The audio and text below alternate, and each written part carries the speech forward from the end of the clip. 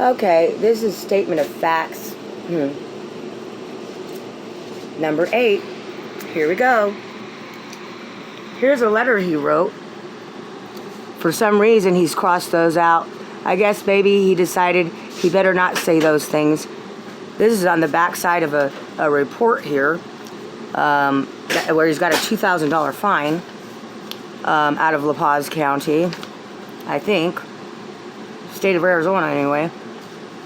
He's talking, this is the one that really gets me down here. She was officially diagnosed by the state of Texas as bipolar and psychotic. Okay, first of all, psychotic is not a diagnosis. It's not. Now, the part he's not telling you is that this is all a lie. He says her moods flip daily. Hello? If somebody's stealing your money daily, would your mood flip when you get a bill in the mail and you can't pay it? Hello? How about when somebody's shoving you, pushing you, pulling you because they want you to buy this, that, and the other because they want to dictate where your money goes? These are just a few little examples. How about flips daily because he drank and drove every day for 4 years. He always had a can of beer in a paper bag in the car with him, open container.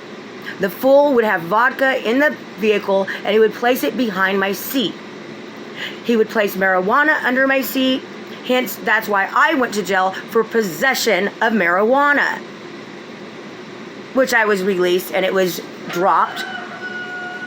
Okay, right here, he says, as her husband, I'm also her caregiver. Excuse me? John Peter Smith took over temporary custody of me to protect me from him, because they checked out my story of everything I told him, how this fool's been trying to steal my real estate since day one, pretty much after I married him. Now, that was my biggest mistake, but I was on a 4-pronged cane and I was deathly ill, and he had to dress me, bathe me, and everything. That's how ill I was. Projectile vomiting, couldn't eat. His mother witnessed me projectile vomiting. So has his son. Okay? And don't be telling me it's because of liquor. That's bullshit. I was deathly ill from mold.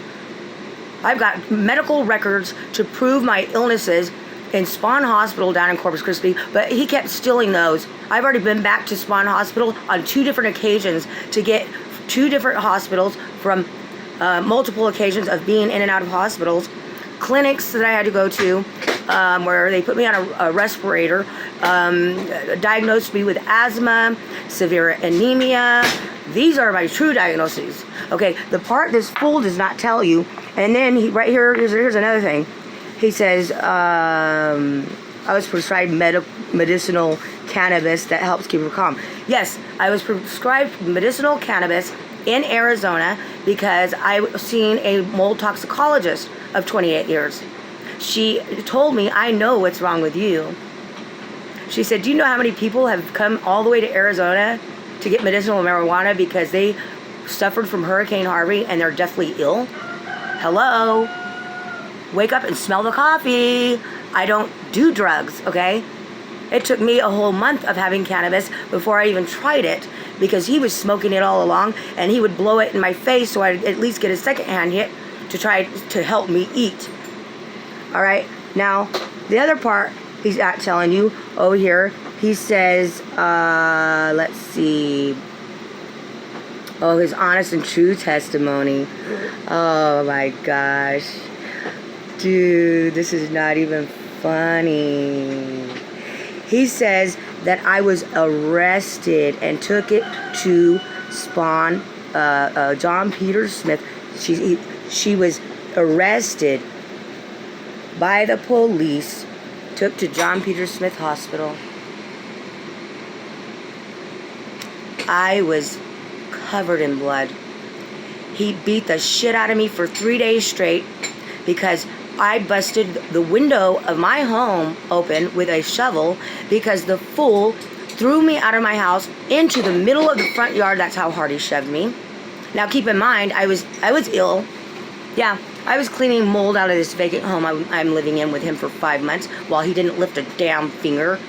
I had maggots in my clothes, my dirty clothes, because he didn't want to wash them because I wouldn't get a dryer and I had to hang the clothes on the line. That's why I wrote the song, Hang the Clothes on the Line. Because while he was busy out hanging the clothes on the line finally, after I found maggots all up in the clothes, I went into his bag and there was his gun. The very gun he threatened to kill me and Baxter with, and anyone else who would be in my life. Okay, yeah, threats of murder with his gun. I chucked that thing out the front door as far as I could, and it was gone, like with the wind, like Charlotte O'Hara. Now let me tell you something right now. He beat me up for 3 days over that. He wouldn't let me in the house. I went up the street to go to a neighbor's. I'm halfway up the street. Come back, babe. You can come in now. Come back to the front door. He locks it again. Yeah.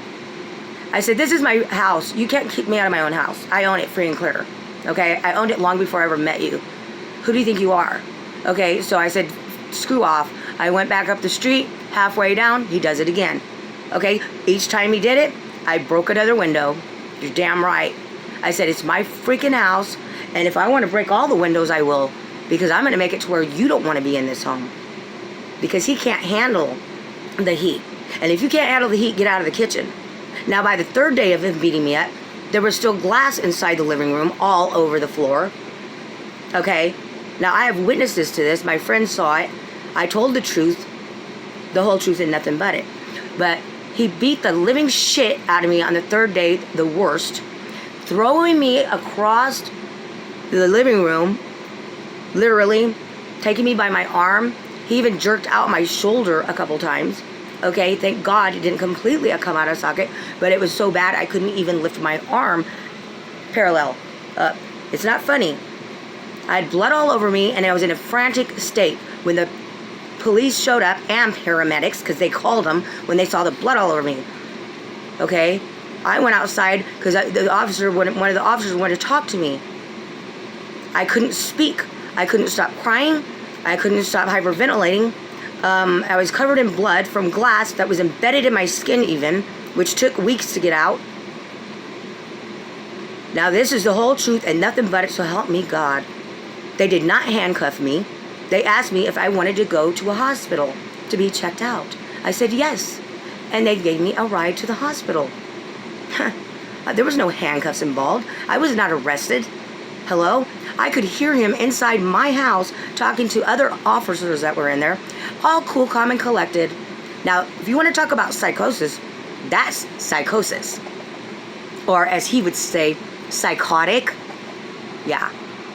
That is Dr. Jekyll and Mr. Hyde right there coming at you live. And that's Lorenz Martinez of Corpus Christi, Texas. Thank you.